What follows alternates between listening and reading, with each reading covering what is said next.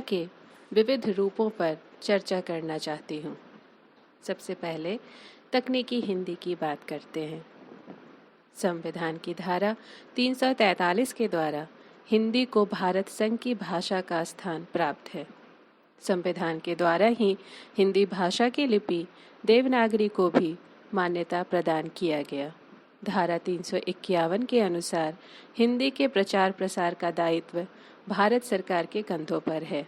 लेकिन अफसोस की बात है कि संविधान द्वारा इतनी प्रबलता देने के बावजूद स्वतंत्र भारत के इतने वर्ष बीत जाने के बाद भी विज्ञान तथा तकनीकी क्षेत्र में हिंदी का प्रयोग नहीं के बराबर है, जबकि इस क्षेत्र में अंग्रेजी का प्रयोग बरकरार ही नहीं बढ़ा है।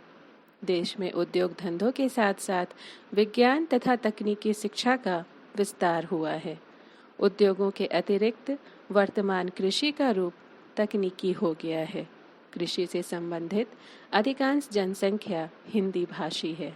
फिर भी कृषि की उच्च शिक्षा के लिए माध्यम भाषा अंग्रेजी ही है।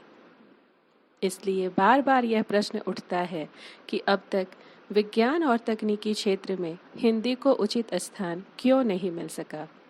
भारत में कई भाषाएं और अनेकों बोलियां बोली जाती हैं। इन्हीं भाषाओं में अंग्रेजी भी शामिल है। राष्ट्रीय स्तर पर अंग्रेजी ही एक विदेशी भाषा है जो सभी प्रांतों में बोली, पढ़ी और लिखी जाती है। हालांकि अखिल भारतीय स्तर पर अंग्रेजी जानने वालों की संख्या बहुत कम, लगभग 2 या 3% है। जब विभिन्न भाषाई क्षेत्रों से छात्र उच्च शिक्षा के लिए राष्ट्रीय स्तर पर एकत्र होते हैं, तब अंग्रेजी भाषा ही माध्यम के रूप में उभरती है। इसका मूल कारण हिंदी भाषा को संघ भाषा का दर्जा मिलने के बाद भी अखिल भारतीय स्तर पर शिक्षा के लिए तैयार न कर पाना है। इसके पीछे अनेकों कारण हैं, जिनमें राजनीतिक दांवपेच भी शामिल है। विज्ञान तथा तकनीकी क्षेत्र में हिंदी को बढ़ावा न देने में भारतीय वैज्ञानिकों एवं विशेषज्ञों का भी हाथ कम नहीं है। पहले विशेषज्ञों का कहना था कि हिंदी भाषा में तकनीकी शब्दों की कमी है। शिक्षा मंत्रालय के अंतर्गत कार्यरत वैज्ञानिक तथा तकनीकी शब्दावली तैयार करके तकनीकी शब्दों की कमी को दूर कर दिया है। अब विशेषज्ञों का कहना है कि हिंदी के शब्द अंग्रेजी की अपेक्षा कठिन और समझ में न आने वाले हैं। संभवतः भारतीय वैज्ञानिक एवं विशेषज्ञ इस बात से अपरिचित हैं कि 16वीं सदी में जब यूरोपीय देशों में आधुनिक विज्ञान का शुभारंभ हुआ तो अंग्रेजी भाषा के सम्मुख ऐसी ही समस्या थी, क्योंकि अंग्रेजी भाषा में विज्ञान लैटिन भाषा से आरंभ हुआ। धीरे धीरे प्रयासों एवं अभ्यासों के बल पर अंग्रेजी विज्ञान के लिए उपयुक्त भाषा बन गई। खेद है कि भारतीय वैज्ञानिक एवं विशेषज्ञ हिंदी को बढ़ावा देने की दिशा में हमेशा से ही उदासीन हैं। हाल ही में भारतीय प्रौद्योगिकी संस्थान नई दिल्ली के विभागाध्यक्ष द्वारा हिंदी में लिखे गए शोध प्रबंध को स्वीकार न करना इस बात का सबूत है। जहां तक वैज्ञानिक एवं तकनीकी संस्थानों में सरकार द्वारा हिंदी को बढ़ावा देने का प्रश्न है, निश्चय ही इसका अभाव महसूस किया जाता है। संभवतः वैज्ञानिक मामलों में हस्तक्षेप न करने की नीति इसका कारण है। लेकिन यदि सरकार द्वारा हिंदी भाषा में लेखन करने वाले वैज्ञानिकों को कुछ प्रोत्साहन मिला होता तो निश्चय ही विज्ञान तथा तकनीकी क्षेत्र में हिंदी को बहुत बढ़ावा मिला होता।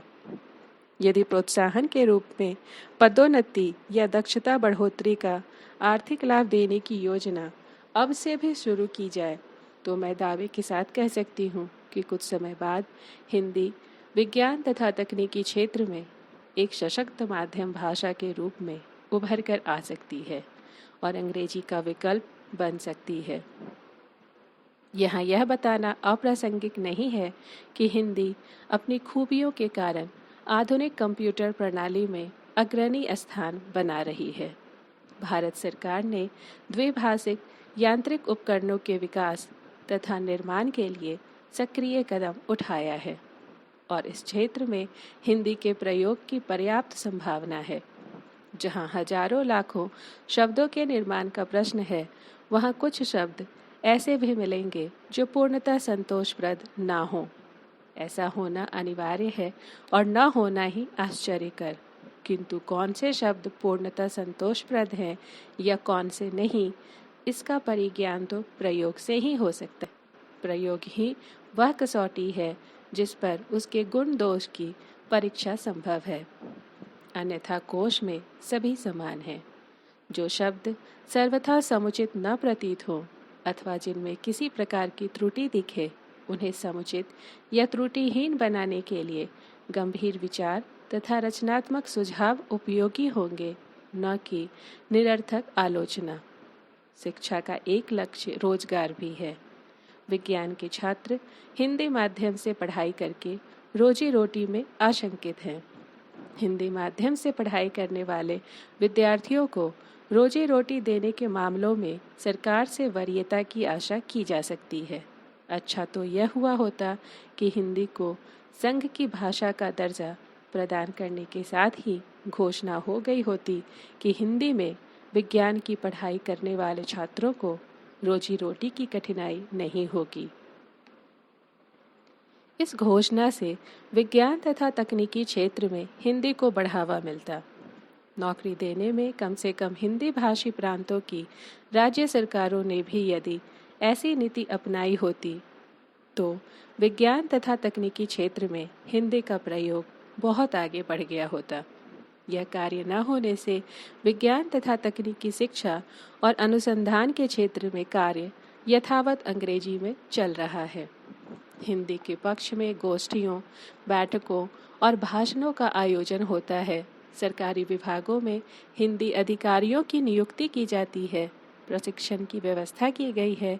हिंदी को बढ़ावा देने वालों के लिए पारितोषिक देने की योजना है, लेकिन हिंदी में विज्ञान का अध्ययन करने वाले वैज्ञानिकों को रोजी रोटी पाने या पदोन्नति में कोई सुविधा नहीं है, जिसकी वजह से विज्ञान तथा तकनीकी क्षेत्र में हिंदी का समुचित विकास नहीं हो पा रहा है।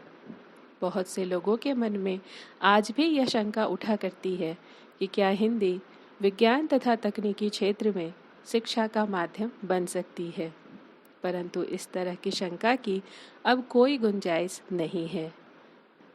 विज्ञान तथा तकनीकी विषयों के शब्द भंडारों की कमी को पूरा कर लिया गया है। अब कमी केवल शब्दों के प्रयोग की है। बार बार प्रयोग में आने से शब्द समझने में अंग्रेजी से भी आसान हो जाएंगे। यदि इस बात को राजनीतिक रंग न दिया जाए तो विज्ञान तथा तकनीकी क्षेत्र में हिंदी को दक्षिणी प्रांतों में भी अपनाने में कोई कठिनाई नहीं होगी। यदि दक्षिणी प्रांतों में यह समुचित प्रचार हो कि हिंदी उनके ऊपर लादी नहीं जा रही, बल्कि यह एक राष्ट्रीय आवश्यकता है, तो उन्हें हिंदी को अपनाने में कोई आपत्ति नहीं होगी। विज्ञान तथा तकनीकी क्षेत्र में हिंदी को अपनाने के विषय में यह सवाल उठाया जाता है कि अंतर्राष्ट्रीय स्तर पर विशेषज्ञों के साथ विचार विमर्श में बाधा पड़ सकती है। यदि रूस, चीन और जापान के लिए भाषा बाधा नहीं है, तो भारत के लिए ही क्यों है?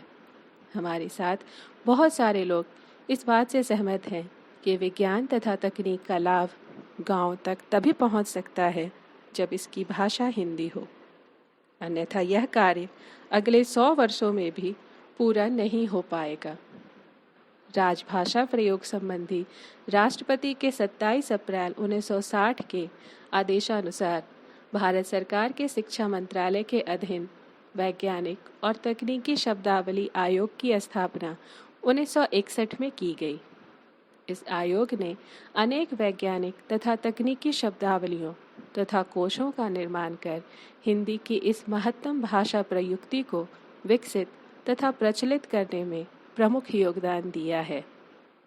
60 वर्षों की उपलब्धि उतनी सघन नहीं है जितनी होनी चाहिए थी।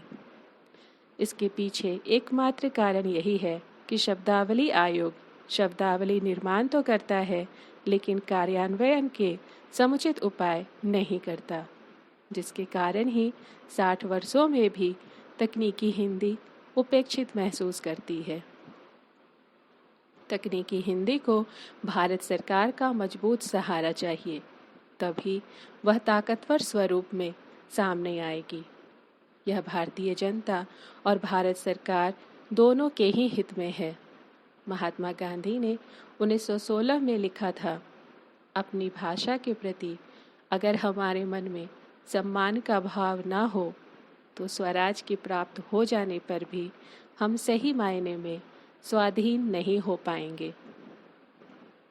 हिंदी के प्रति सम्मान और विश्वास की सम्यक चेतना के बिना न तो राष्ट्र की परिकल्पना साकार हो सकती है और न स्वाधीनता सेनानियों का सपना ही सच हो सकता है।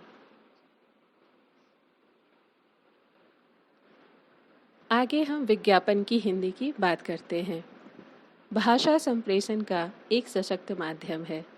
हम अपनी बात दूसरे तक पहुंचाने और दूसरों की बात को समझने के लिए भाषा का सहारा लेते हैं। न केवल हम आमने सामने रहकर एक दूसरे से बातचीत करते हैं, बल्कि भाषा के सहारे स्थान और समय की दूरी को सहज ही लांघकर अपनी बात दूसरे तक पहुंचाने में समर्थ होते हैं। तत्कालीन समय में विज्ञापन की हिंदी भाषा तेजी से उभरकर सामने आई है। विज्ञापन व्यवसाय बहुत तेजी से अग्रसर हो रहा है और उसके साथ हिंदी भाषा भी। विज्ञापन की भाषा का आधार तकनीकी या पारिभाषिक शब्दावली से अधिक मात्रा में न होकर आर्थिक, सामाजिक तथा सांस्कृतिक संदर्भ एवं स्थितियां हैं। आकर्षक वाक्य विन्यास, शब्दों का उचित चयन तथा वैशिष्ट्यपूर्ण प्रवाह में भाषिक संरचना विज्ञापन भाषा प्रयुक्ति के प्रमुख तत्व कहे जा सकते हैं। विज्ञापन की हिंदी चूंकि व्यापार वाणिज्य से संबंध रखती है, अतः उसमें आकर्षक तत्व, अस्मरणीयता, विक्रय शक्ति, मोहक भाषा शैली, श्रव्यता एवं सुपाठ्यता आदि गुणों का होना नितांत आवश्यक होता है। वर्तमान युग में हिंदी के विज्ञापन भाषा का रूप जनसंचार के माध्यमों, समाचार पत्र, पत्रिकाएं, रेडियो, दूरदर्शन, सिनेमा घरों में प्रदर्शित स्लाइड्स आदि में प्रचुर मात्रा में दृष्टिगत हो रहा है। विज्ञापनों को देखें तो भारत जैसे बहुभाषी देश में 2 भाषाओं का जमकर इस्तेमाल हो रहा है। ताज़ा उदाहरण मैकविटीज का यह टीवी विज्ञापन है। हेल्दी होल व्हीट फाइबर की ओरिजिनल रेसिपी से बने मैकविटीज। लगभग 25 साल पहले मैगी सॉस के विज्ञापनों में हिंग्लिश की शुरुआत करने वाले एड गुरु प्रहलाद कक्कड़ कहते हैं कि विज्ञापनों में स्ट्रीट लैंग्वेज डालने की कोशिश रहती है, क्योंकि प्रोडक्ट प्रमोशन में हमेशा टारगेट को ध्यान में रखना होता है। पेप्सी का दिल मांगे मोर उन्हीं की देन है। वैसे भी युवाओं को निशाना बनाने की एक वजह उनका एक बड़ा उपभोक्ता होना है। तभी एयरटेल का विज्ञापन हर एक फ्रेंड जरूरी होता है रातों रात हिट हो जाता है। भारत आकर मैकडॉनल्ड आलू टिक्की बर्गर बेचे तो समझना होगा कि हिंदी बदल गई है। विज्ञापन की भाषा की अपनी विशिष्टता होती है।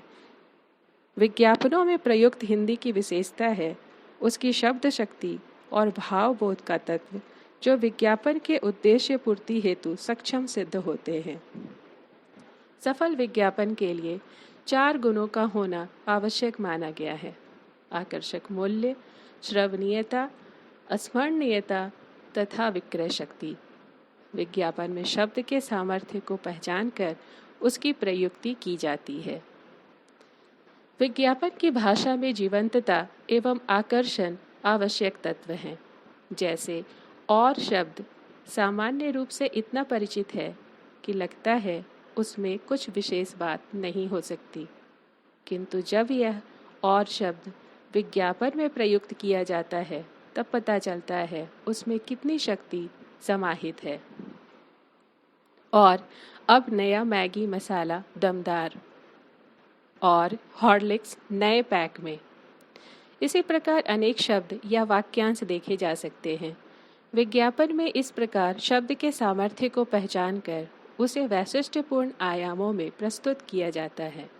अपनी भाषिक संरचना और सामाजिक प्रयोजनों के संदर्भ में हिंदी ने इस नए प्रयुक्ति क्षेत्र में वैविध्य ग्रहण किया है। आकर्षक और उत्सुकता बढ़ाने वाले वाक्यों के उपयोग द्वारा हिंदी विज्ञापनों को प्रभावशाली संरचना दी गई है।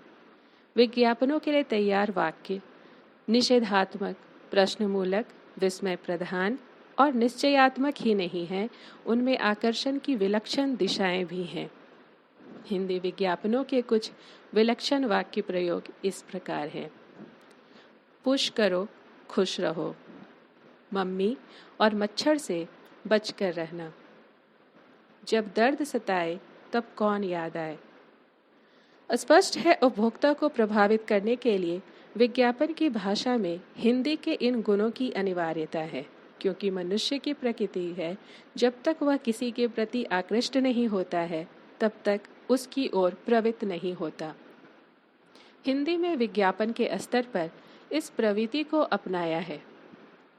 विज्ञापन की भाषा की आकर्षक क्षमता को बनाए रखने के लिए विज्ञापनकर्ता भाषा में नए नए प्रयोग अपनाता है और यह हिंदी के लिए जरूरी भी है। वह विचलन और समानांतरता का सहारा लेती है। वाक्यों तथा पदों को संरचना वाले अक्षरों की नियतकालिक आवृत्ति से तुकात्मक बनाती है। जब तक पाठक की समझ में विज्ञापन की भाषा नहीं आएगी तब तक वह उससे प्रभावित नहीं हो सकेगा। राष्ट्र स्तर पर अथवा विज्ञापन की भाषा की आकर्षक क्षमता को बनाए रखने के लिए विज्ञापनकर्ता भाषा में नए नए प्रयोग अपनाता है। राष्ट्र स्तर पर अथवा विश्व मंच पर हिंदी के विस्तार से इनकार नहीं किया जा सकता, लेकिन यह एक कड़वी सच्चाई है कि भारत भर की विज्ञापन संस्थाओं का कामकाज अंग्रेजी में चलता है। परिणामतः हिंदी में जो विज्ञापन प्रदर्शित किए जाते हैं उनके मूल विचार और प्रारूप पहले अंग्रेजी में ही तैयार किए जाते हैं। सामान्यतया हिंदी के विज्ञापन अंग्रेजी के विज्ञापनों के अनुवाद मात्र होते हैं। व्यंग्यात्मक, बिंबात्मक एवं चित्रात्मक भाषा का विज्ञापनों में जैसा प्रयोग होता है वैसा अन्यत्र संभव नहीं है। आज हिंदी के विज्ञापन की दिशाएं विराट संभावनाओं से भरी हुई हैं। सबसे बड़ी बात यह है कि वह आदमी की समस्याओं से सीधे जुड़ गई हैं। शब्द संपदा के दृष्टिकोण से हिंदी विज्ञापन की भाषा संपन्न है। विज्ञापन हर वर्ग के लिए होता है। हर वर्ग के व्यक्ति को ध्यान में रखते हुए विज्ञापनकर्ता शब्दावली का प्रयोग करता है। विज्ञापन की भाषा को सरलता और सहजता ही उसको विश्वसनीयता और लोकप्रियता प्रदान करती है। जैसे हीरा है सदा के लिए, सफाई करे इजी, फिल्मी सितारों का सौंदर्य साबुन, शुद्ध सौम्य लक्स, लाइफ बॉय है जहां तंदुरुस्ती है वहां। स्पष्ट है कि हिंदी के विज्ञापनों में देसी तथा विदेशी शब्दों का प्रयोग अधिक मात्रा में मिलता है। विदेशी शब्दों में से अंग्रेजी शब्दों का प्रयोग उच्च वर्ग के लिए प्रस्तुत विज्ञापनों में अधिकता से मिलता है तथा अरबी फारसी का प्रयोग मध्य तथा निम्न वर्ग के विज्ञापनों में होता है। इन शब्दों का वितरण विज्ञापनों के भेदों तथा उपभोक्ता वस्तुओं के भेदों के अनुसार हुआ है। इनके अतिरिक्त अनुदित तथा निर्मित शब्दों का प्रयोग भी विज्ञापनों में दृष्टिगत होता है। शब्द भेद की दृष्टि से विशेषणों तथा क्रिया विशेषणों का प्रयोग विज्ञापन की बिक्री शक्ति को बढ़ाने वाला होता है। इन शब्द भेदों का वितरण भी उपभोक्ता वस्तु के भेदों के अनुसार होता है, किंतु सबके मूल में चयन की प्रवृत्ति काम करती है। विज्ञापनदाता विज्ञापन में सामान्य भाषा से विचलित भाषा का प्रयोग करता है, क्योंकि सामान्य भाषा नित्य प्रति प्रयोग के कारण रूढ़ तथा नीरस हो जाती है और विज्ञापन के विशिष्ट उद्देश्यों की पूर्ति में अक्षम हो जाती है। विज्ञापन को आकर्षक बनाने के लिए उसमें सर्जनात्मक सौंदर्य तथा अर्थगत लालित्य उत्पन्न करने के लिए विज्ञापनकर्ता विज्ञापन की भाषा में शब्द स्तर पर व्याकरण स्तर पर तथा अर्थ के स्तर पर विचलन का रास्ता अपनाता है। विचलन के कारण विज्ञापन की भाषा आकर्षक तथा अस्मरणीय बनती है। तभी लोग फिल्मी गानों की तरह विज्ञापन भी गुनगुनाते सुने जाते हैं, जैसे चाहे जितना भी खाओ स्वाद से पचाओ, दाग ढूंढते रह जाओगे, काम में दम दाम फिर भी कम, मेरा प्यार शालीमार। मुहावरा, लोकोक्ति युक्त भाषा, अतिशयोक्तिपूर्ण कथन तथा विभिन्न प्रयोग आदि भाषाई विशेषताएं विज्ञापन की प्रकृति और भाषा में चार चांद लगा देती हैं। इनके प्रयोग द्वारा विज्ञापन की भाषा और संरचना में एक नया मोड़ आ जाता है, जिससे भाषा स्मरणीय और पठनीय बन जाती है। विज्ञापन की आकर्षण क्षमता तथा विक्रय शक्ति बढ़ जाती है। विभिन्न विषयों तथा विभिन्न क्षेत्रों में प्रयुक्त भाषा एक सी नहीं होती। उनमें संरचना की दृष्टि से तथा शब्दावली की दृष्टि से अंतर होता है। कार्यालय, विज्ञापन, कानून, विज्ञान, साहित्य, राजनीतिक भाषण आदि की भाषा का रूप अलग अलग होता है, इसलिए इसे विभिन्न प्रयुक्तियों के रूप में माना जाता है। विज्ञापन की भाषा प्रकृति की दृष्टि से तकनीकी, लिखित तथा औपचारिक व्यवहारिक वैयक्तिक वार्ता शैली है। जैसे जैसे विज्ञान प्रगति करता जाएगा, विज्ञापन की भाषा का स्वरूप बदलता जाएगा। हिंदी ने विज्ञापन की भाषा के रूप में अपनी क्षमता प्रदर्शित की है, इसमें संदेह नहीं है। अब हम इंटरनेट की हिंदी के बारे में बात करेंगे। इंटरनेट ने हिंदी को नवजीवन दिया है। यदि माइक्रोसॉफ्ट ने हिंदी के लिए आधार बनाने का काम किया, तो गूगल ने उसका इस्तेमाल कर इंटरनेट पर हिंदी का भव्य महल बनाने की पहल की। हिंदी की क्षमता को भांपकर गूगल ने हिंदी वालों के लिए इंटरनेट पर कई तरह की सेवाएं प्रस्तुत की हैं। व्यापक रूप से यह अनुभव किया जा रहा है कि हम तेजी से कंप्यूटर युग में प्रवेश करते जा रहे हैं। शिक्षा, कार्यालय और अनुसंधान के क्षेत्रों को लेकर कंप्यूटर की बड़ी चर्चाएं चल रही हैं। भारत सरकार आतुर प्रतीत होती है शिक्षा की पद्धति के कंप्यूटरीकरण के लिए। देश के व्यवसायी स्थिति को समझकर कंप्यूटरों के उत्पादन और संशोधन में सरगर्मी दिखला रहे हैं। यद्यपि भारत में कंप्यूटरों के प्रयोग, अनुप्रयोग तथा उनके शैक्षिक, सांस्कृतिक, प्रयोजनात्मक, वैज्ञानिक और तकनीकी योगदान के संबंध में अभी स्थिति इतनी साफ नहीं हुई है, फिर भी संगणकों की खरीद जारी है और भारत सरकार जैसे देश में इनका जाल बिछा देने के लिए प्रतिबद्ध है। इंटरनेट पर हिंदी और अन्य भारतीय भाषाओं की प्रगति के कारण ऐसे करोड़ों लोग इंटरनेट को अपनी ज़िंदगी में उपयोगी पा रहे हैं जिन्हें अंग्रेजी नहीं आती। ये लोग ईमेल का आदान प्रदान कर रहे हैं, अखबार पढ़ रहे हैं, ब्लॉग लिख रहे हैं और वेबसाइट शुरू कर रहे हैं। और ये सब काम वे उस भाषा में कर रहे हैं जो उनके जीवन में रची बसी है। 2 अमेरिकी कंपनियों माइक्रोसॉफ्ट और गूगल ने इस काम को संभव बनाने में बड़ी भूमिका अदा की है। 1 दशक पहले तक ऐसा बड़े पैमाने पर माना जाता था कि हिंदी इंटरनेट के लिए सही भाषा नहीं है। प्रभासाक्षी.com के संपादक और वर्ष 2007 में माइक्रोसॉफ्ट मोस्ट वैल्यूएबल प्रोफेशनल पुरस्कार जीतने वाले भारतीयों में से एक बालेंदु शर्मा कहते हैं कि हिंदी फॉन्टों और कीबोर्ड लेआउट के इस्तेमाल में अराजकता थी, जिसके कारण हर उस दस्तावेज को पढ़ना समस्या थी जिसमें इस्तेमाल हुआ फॉन्ट पाठक के पास नहीं होता था। लगभग 50 फॉन्ट और 20 से ज़्यादा कीबोर्ड शैली इस्तेमाल में लाई जा रही थी और यदि 2 लोग अलग अलग फॉन्ट और शैली को अपना रहे थे तो उनके लिए एक दूसरे के दस्तावेजों को पढ़ना संभव नहीं था। लेकिन हिंदी में यूनिकोड फॉन्ट के आने से स्थिति बदल गई।